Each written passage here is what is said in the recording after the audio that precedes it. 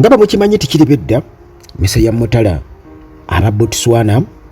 bamaze munange ne bava ku kikoligo bavudde ku kikoligo Mukama Katonda abajjukidde abayambye n'abakwatirako oluvannyuma lw'emyaka 58 mirambirira okuva lwe baafuna obwetwaze mu 1966 munange be batuuke bajje bakyuse obukulembeze bano no babadde bakoowu muganda wange babadde bakoowu kubanga ekibiina ekya Botswana Democratic Party kibadde kimaze emyaka 58 mu buyinza nkugambye okuva lwe baafuna independence 1966 era ku guno omulundi abaddeko President Eric Masisi Ngwema wa myaka 63 yabadde President naye munange bagenze okusuula akalulu bwe bati obukyayi bw'abantu ne bweyoleka nti ekibiina kino ekya Botswana Democratic Party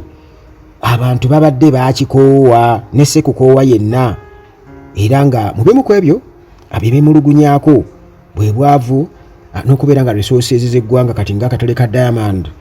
bagamba nti munange byonna bibadde tebitambula bulungi tebyawukana nnyo ne aba wano Uganda kakati bano ewaabwe ekibiina ekisinga ababaka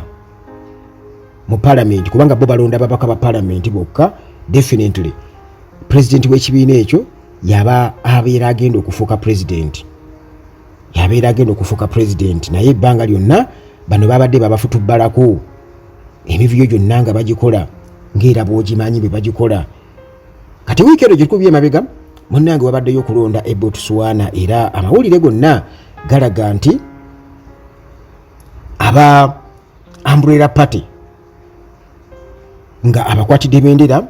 ye Duma Bomo kati ye president omujja owa Botswana ekyakoleddwa ekibiina ekya Botswana Democratic Party kisanyukiddwa ensi yonna era batendereza nnyo ekibiina kino ekimaze mu buyinza emyaka 58 okuva lwe bafuna obwetwaze era President Eric Masisi alangiridde n'agamba nti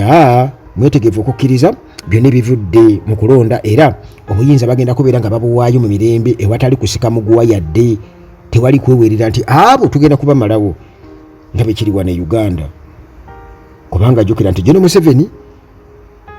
y'omu ku bapresidents abakyasinze okulwa mu buyinza wano mu Africa waliwo Obiang Nguema owa Equatorial Guinea eno n'amagi ga SFC gegamukuuma eyo ge bapangisa gegamukuumira mu buyinza Paul Biya mumumanyi bulungi owa Cameroon era bano bonna banywanyi ba John Museveni nnyo wano mu Africa be bakyasinze okubeera nga balwa mu buyinza ate era nga balaga bakyayagala okubeera nga bakalakata tewali kukkiriza kwegamba olaba omuntu akola okufiirawo okulaba nga abeera mu buyinza tavaamu era nalabye wano omwogezi wa NRM Emmanuel Dombo ng'agamba nti ffe tubeera tuwangudde era nabo bwe bali tuwangula balinde balabe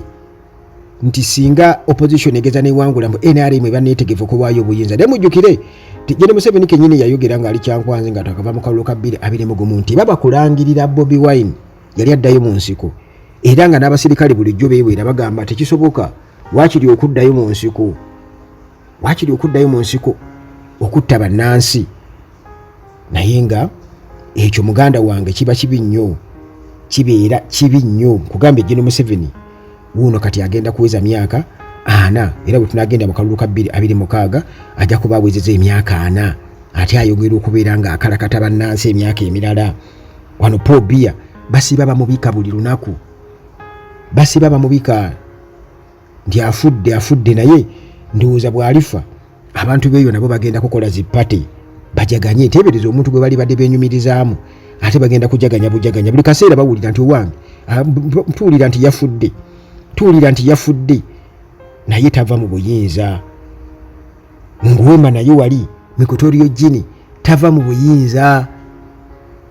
buyinza afiirawo ne bwalwala ne bwagenda tava mu buyinza John Museveni wano yeewaana bwewaanyi engeri gye bawangaala ennyo nti bo bawangaala nnyo ayagala kuwangaalira mu buyinza atamalirize nga abukwasiza mutabani we Muhoozi ne Muhoozi naye mbu bagenderaawo bwe batyo babufuule obwensikirano. Naye Mukama Katonda ebyo tasobola kubeera nga abikkiriza ab'e Botswana bo. Mukama Katonda essala zaabwe azaanukudde. Kansuubire nti demokrasiya gwe batuuseeko kwegamba gwe balaze era agenda kusigala nga atambula bw'eti ebbanga lyonna, kubanga abantu balaze nti ekimala kyemala. Tebereza NRM wano ng'ekutte ekifo kyakuna. Obusungu Gen. Museveni bwayinza okusitula awo, ayinza okugamba mwenna mugalamire. Ayinza okugamba mwenna mukyalimu oye kale ayinza okukolima n'akolima ng'alaga kimulumye nnyo okuba nti agenda ku yenga bakkiriza balangiriddeyo ebyo. Kale basobola okukitegeera nti babakubye akalulu nga bulijjo, naye okulangira baba tebajja kulangirira, babaire bamanyi bigenda mu kooti bwe bityo akakiiko k'ebyokulondodde bakategesedde ebyokulangira babikawadda, naye amaanyi abantu ge balaga ku ground ogalabira mu busungu bwa Gen. Museveni ng'abeewerera abantu, kubanga akimanyi abantu tebamulonda era abeera yeebuuza lwaki temunnonda. Abantu bwe bakwata oba abasirikale bwe bakwata abantu ne babatwala mu zitokya chambers bababuuza kimu, lwaki temwagala Museveni, lwaki muwagira Bobi Wine? Kyekibuuzo kye babuuza, tubulire pulaani gye muzzaako, kubanga obukyayi bw'abantu babeera babulaba. Ekibiina ekiri mu buyinza bwe kituuka okukwata ekifo ekyokuna, kati teebereza singa bano aba Botswana Democratic Party nabo babadde nga wano ewaffe ne balemera mu buyinza, gwe teebereza nti emirembe oba essanyu abaddeko President Eric Masisi lyabadde ayogeza nga ayogera ne bannamawulire ng'era tewali yalina okusika omuguwa. Tetulaba n'amagye gali awo nti waliwo obunkenke bwonna abantu bali mu kujaganya basanyufu, era na bano abawanguddwa nga babasanyukirako kubanga eggwanga lyabwe kye kisinga obukulu. Wano e Uganda muganda wange ebeera opposite, UPDF eba yakozedde omulimu gwayo gwagiteekesaawo, boosi waayo ng'alagidde basaleko buli wamu. Kampala yenna ajja kulayira, agenda kulayira, tulagewa ajja kulayira bannange lwampaka, era munnange abajja kulayira lwampaka, Gen. Museveni abeera mukambwemuko, era ko inauguration speech jawa mugigenderera abeera mukambwemuko. Weebuuza nti kiki lwaki akambuwala, kiba kitegeeza abeera akimanyi nti akadirisa mwayise kabadde kazibu nnyo, era nga yeebuuza lwaki abantu bankyawa okutuuka wano, naye ng'ensonga oba ansa weebuuza tazimanyi lwaki abantu babeera bamukyawa okutuuka awo, kubanga baakoowa baagala okukyusaako. Nga naawe bw'olya yadde tugaa nti olya kalo simana muwogo na biki tolya bintu bira nekipooli, naye era at least era okyusaako. Bw'olya akalo leero totakalirako muwogo, kale waki leero olya akalo nkya n'olya muwogo, bwe bityo nga bwatugamba byali n'amata. Naye Mukama Katonda atusaasire nti mwene enkola gye bagezaako kati bw'otunuulira benge gye balonze bano aba Botswana bakugamba nti balonda babaka ba palamenti bokka, then ababaka ba palamenti nti kisinziira ku kibiina ekisinziza ababaka abangi mu palamenti kyekiba kigenda okubeera nti nno kiva mu president. Naye kati wano Uganda kiba kitegeeza ebyo byonna birina okusooka okulongoosebwa. First of all tulina okubeera nga